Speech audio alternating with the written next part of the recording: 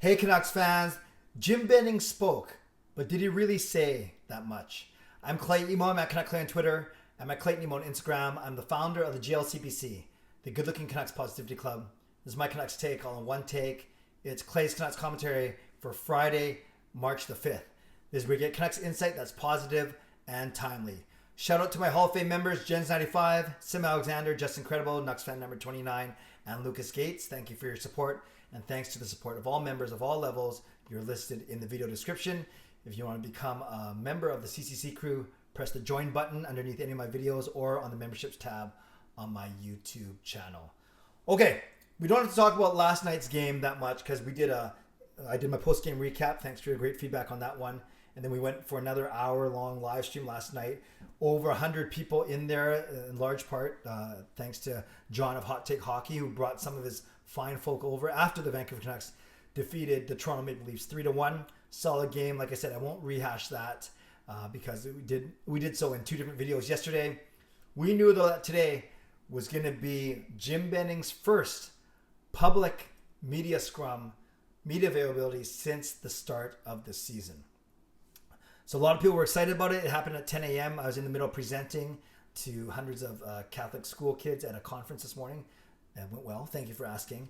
But yes, then I frantically caught up on all the tweets and listened to some sound bites, I should say. And yeah, it seems unanimous that he didn't say much.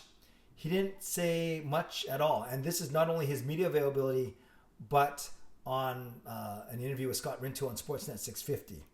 So it's nothing that we either haven't heard from others or that we've inferred or presumed even. But yeah, there wasn't a lot there. So I'm going to talk about 4 or 5 key things. But you might walk up to this video saying, "Well, Clay, tell me something I didn't know," and I can't. I can't tell you anything that you didn't know. So the biggest thing is, I think it wasn't so much what he said; it was the fact that he actually said something. Meaning, at least he was accountable. And you guys know I like Jim Benning. I talked about him on my live stream last night. I've met him a couple times. Very, very nice man. Very, very honest, sometimes to a fault. Puts his cards on the table kind of thing. And very genuine. So I like him a lot as a person.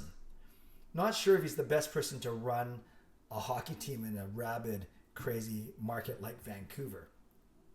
And you kind of got that sense today is yeah, I'm glad that he stood in there for half an hour, 40 minutes, however long it went. And he answered some really tough questions. But my friends, the way he answered it, I wouldn't say he was ducking them. I wouldn't say he was ducking questions because it's not like he said no comment or no comment. No, I just said that. No comment or I refuse to talk about that. But he kind of repeated a lot of the same themes that we've been hearing for the past 7 years that he's been here, especially in the past 3 or 4 years. So he didn't, I'm really big on taking accountability. And even, he doesn't have to go through his whole litany of what he did well and what he didn't do well. But even if he simply said, yeah, I wish I could have done this better, or I admit this is what I could have done better, I actually think he would have won, not that he's looking for brownie points, but I think he would have gained even more respect from the fans and the media alike if he simply owned up to some mistakes.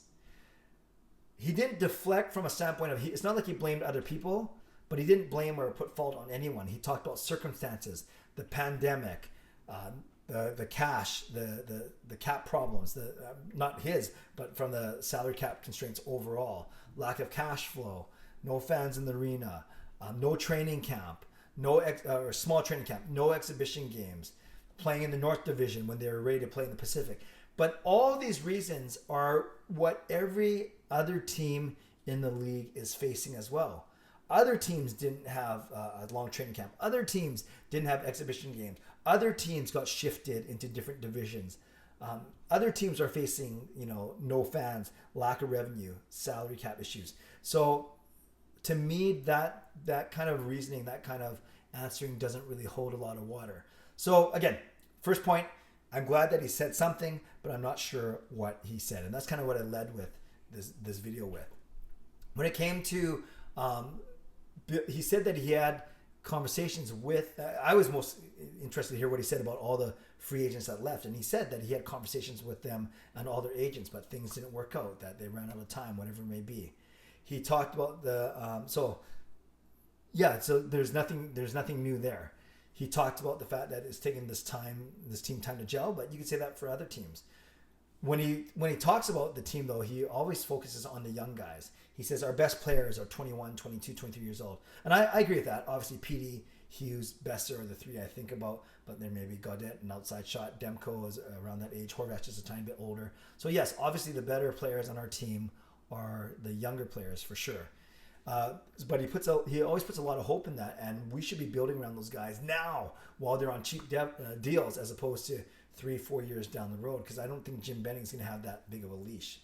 He talked about his own contract status, or his own job security, I should say, and he said both there and on the radio, he said, until they tell him he's not the GM anymore, he's going to keep doing his job, and that he has almost daily conversations with ownership, and that he has got a good relationship with ownership.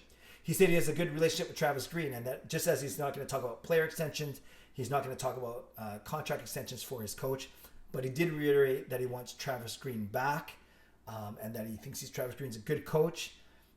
What's interesting, and I've talked about this many times on the channel before, is that going to be Jim Benning's call? Is Benning going to be around to have a say in what happens with the next coach? So there's that. And then when he talked about players themselves, said Pettersson got hurt in the first game of the 2 games against Winnipeg, then played through that game, and then played through the second game, and hopefully he's only out on a day-to-day basis, so it doesn't sound too serious. So that's what he talked about. Pettersson talked about Pearson. Talked about the fact that they haven't had any chats yet, but they are interested in signing him. So that kind of flies in the face of what I've been saying, what a lot of people have been saying.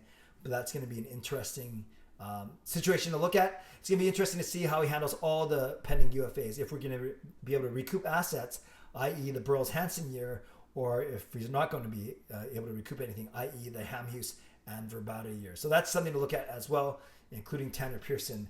A desire, at least stated from Jim Benning, that they do want to re-sign him.